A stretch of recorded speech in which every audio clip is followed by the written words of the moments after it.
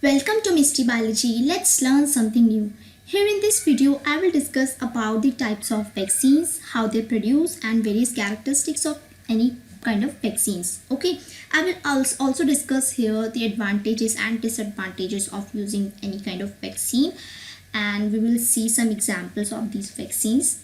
But before going into the detail, I want you to go through my previous video where I have discussed about the mechanism how these vaccines work, how they create the memory cells either by the cell-mediated immunity or by the humoral-mediated immunity.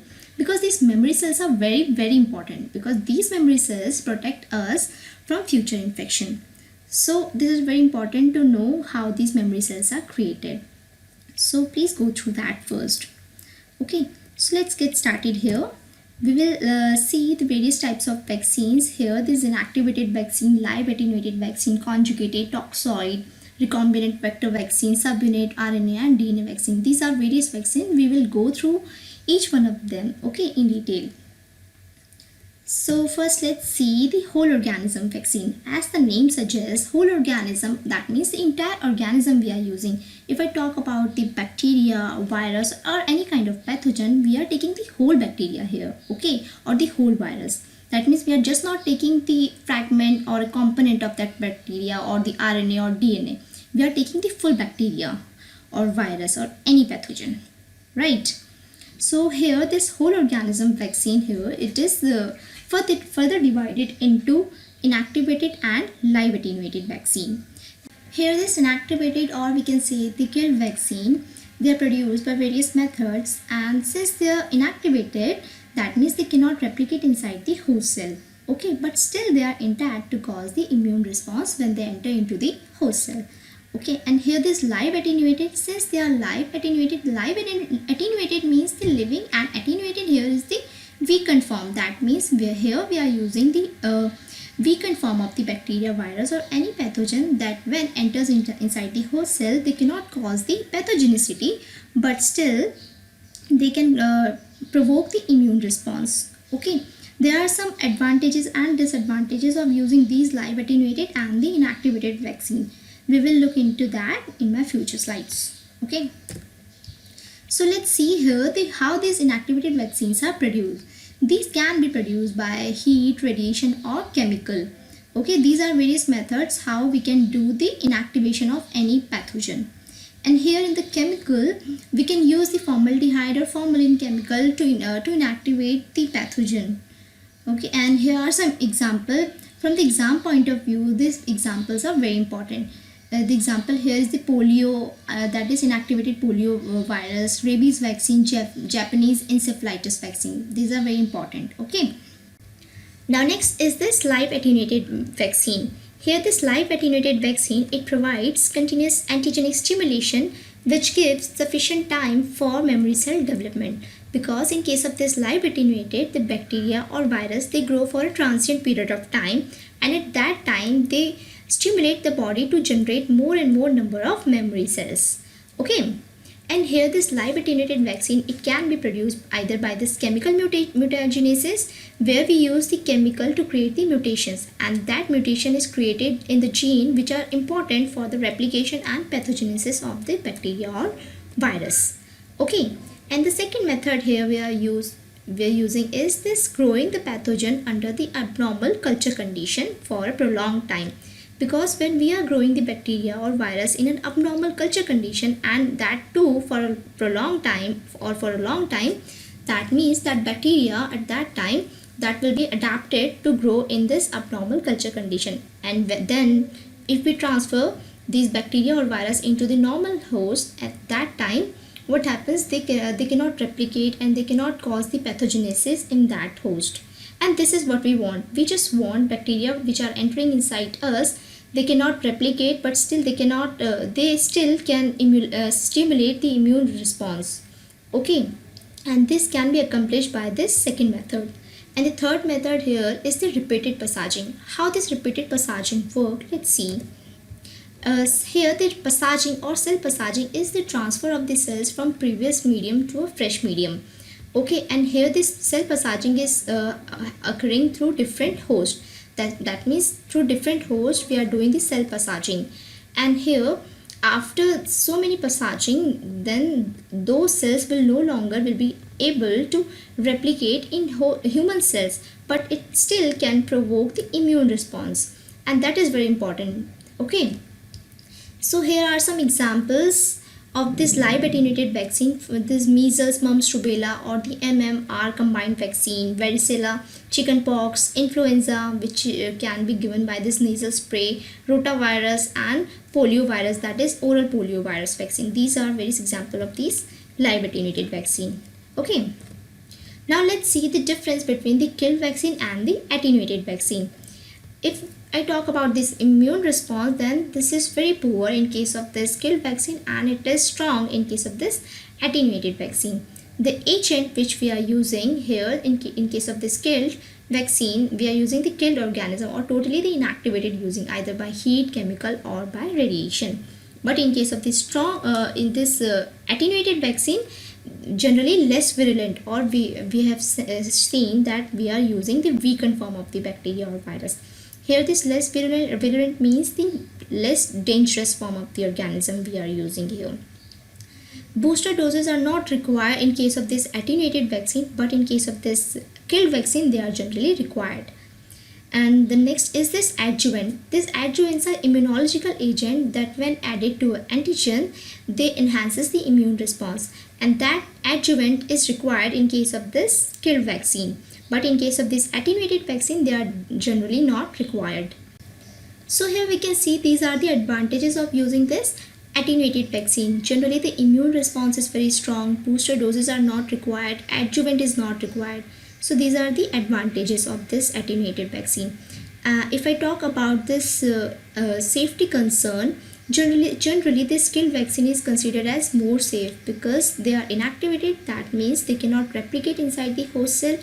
Also they cannot convert into a more virulent form. Okay, but here if we are talking about this attenuated, there are chances of reversion. Okay, that means they can convert into a more virulent form, because here we are using the less virulent or the weakened form of bacteria. That means these are living form. Okay, and when they enter inside the host cell, they can mutate and then they can convert into a more virulent form. This is the only drawback of this attenuated vaccine. I hope this is clear. Now next is the subunit vaccine. For making the subunit vaccine, we generally take the component or the fragment of the pathogen which is used to elicit an immune response. Here in this picture, we can see some surface structures are present in an organism, and these surface structures are antigenic portions. Okay, that means these portions are important to generate the immune response, and what we do here, we generally isolate this antigenic part. Okay, and then we make this subunit vaccine. Sometimes we have to use this adjuvants. Adjuvants I have already discussed. These are immunological portion which enhances the immune response. Okay, because sometimes what happens, these antigenic portions are so small that they alone cannot stimulate the body to generate the immune response. So sometimes we have to use this adjuvants together with this antigenic part. Okay, there's a benefit of using this subunit vaccine because they neither contain live component nor degraded antigenic part, so they are generally considered as safe option of a vaccine. This subunit vaccine is further classified into conjugate subunit vaccine, protein based subunit vaccine, and polysaccharide based subunit vaccine. We will see one by one. First is this conjugate vaccine. This portion I have already discussed. Sometimes these antigenic portions are so small that they are unable to generate immune response. So we have to conjugate them with the carrier protein, and then after conjugated with or combined with this carrier protein, they form this conjugated vaccine, and then this conjugated vaccine generate the strong immune response when they enter into the body. The example of this conjugate vaccine is the Haemophilus influenza type conjugate and pneumococcal conjugate vaccine. The second option here is the protein based vaccine. Here what we do, we just isolate the protein to make the vaccine, and this type of vaccine present the antigen to the immune system but without viral particle. Okay, after isolation of this protein of the pathogen, I have already discussed this point. Okay, the example of this protein-based vaccine is the acellular pertussis and hepatitis B virus vaccine. Now, third option here is the polysaccharide vaccine. To understand this, we have to see this example here. Okay, not the example, but just this is a diagram. Here sometimes what happens is some bacteria, they are coated with the polysaccharide. Here the polysaccharide means, poly means many and saccharide means sugar. That means a chain of sugar is present around this bacteria, and here we have to isolate that chain of sugar, that is the polysaccharide, and we have to conjugate them with this protein. Why we are conjugating the polysaccharide with the protein?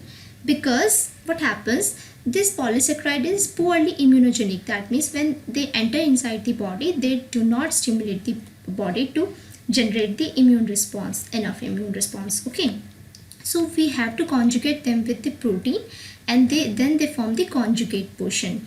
Okay, if you are just using the polysaccharide, that means at that time the antibody response will be of short duration. There will be no affinity maturation, no memory cell development occur. This is the drawback if you are using only this polysaccharide. If you are using this conjugate, then the antibody response is of long duration, affinity maturation will be there, and memory cell development will be also there. Okay, that was about this polysaccharide vaccine. Now let's see the toxoid vaccine. Here what happens, some bacteria, they releases toxins which we call the exotoxins, and these toxins are very dangerous for the host cell. So here what we do, we just take the toxins and then we modify them to inactivated toxoids. Okay, and these toxoids are harmless, but still it stimulates the immune response. That means toxins are modified into toxins, and here these toxins are dangerous, but these toxoids are harmless portion. Okay, and the example here is the tetanus and diphtheria vaccine, because there's diphtheria and tetanus bacteria, they produce the toxins which are very dangerous. The bacteria itself is not dangerous, but the toxin which is released by this bacteria is dangerous. So we have to deal with these toxins. Okay, so here we just make the toxin to toxoid and generate the toxin vaccine. Okay, now let's talk about the RNA vaccine. An RNA vaccine, it contains mainly the mRNA, which codes for specific antigen. Okay, and that when it enters into the body, the cells use the genetic material, that means the mRNA, to produce the antigen, and this antigen is then displayed on the cell surface to recognize by the immune system. Here let's understand with this. Here this mRNA, it encodes the protein. Okay, and that protein is displayed on the cell surface. That means this protein reaches on the cell surface, and then this protein is recognized by the immune system, and then this immune system produces the antibody. Okay, here now see this flow chart where this RNA is delivered into the cell with the help of this liposome and through the process of this endocytosis, and then after entering into the host cell, this RNA translates into protein in the cytoplasm, and then that protein comes on the surface and it displays to the immune system, so that immune system generate more and more number of antibodies. Okay, now next is this DNA vaccine. Here the genetic material of the pathogen which encodes the antigen is used to make the vaccine. Okay, here this is the plasmid which encodes the antigen, and this is the portion of antigen encoding gene. Okay, then this plasmid, when it enters into the cell, it either integrates into the chromosomal DNA or it can remain as an extra chromosomal DNA. Okay, in both the cases they releases antigens. Okay, and that antigen can remain on the surface or they can be released into the blood, so that the immune system can recognize those antigens and produces cell mediated as well as humoral mediated immunity. Okay, now last is the recombinant vector vaccine. To understand how this recombinant vector vaccine works, we need to understand this diagram first. We have taken here the plasmid which has the restriction enzyme cleavage site here, and here in the red color it is the antigen encoding DNA from the pathogen. Okay, it is present here. what happens here, the restriction enzyme cleave this plasmid at this point, and then this antigen encoding DNA, it ligate itself here with the help of the enzyme DNA ligase. Okay, now this becomes the recombinant plasmid. First it was plasmid, then after getting the DNA from the source, it becomes the recombinant plasmid. Okay, and then this recombinant plasmid, it enters into the tissue culture cells. With the help of this, the process transfection. What happens in the transfection is the introduction of the nucleic acid from outside to the eukaryotic cells. Okay, simultaneously there is a virus. For example, we take the virus vaccinia virus, which has the genome, and then when it infects the cell, that means at that time it releases its genome into the cells, in these eukaryotic cells. Okay, then these two genome come in close proximity, the genome from this virus and this and here this recombinant plasmid, they come close to each other, and then homologous recombination occurs, and then we select the recombinant vector vaccine. Here what happens, this antigen encoding DNA, it attaches itself in this virus because of this homologous recombination. When this recombinant vector vaccine enters into the host cell, then it releases its genome, and that genome also encodes the protein that is from the pathogen. That means when it enters into the host cell, it releases the protein which is the antigen from the pathogen, and then that protein or antigen which is recognized by the host cell to generate the immune response. Okay, so this is how this recombinant vector vaccine works. So that was all about the types of vaccines and how they are produced, and also we have seen some of the characteristics of those vaccines. In my next video, I will discuss about the Salk and Sabin vaccines and how they are produced. If you like my video, please like, subscribe and share with your friends. Thank you.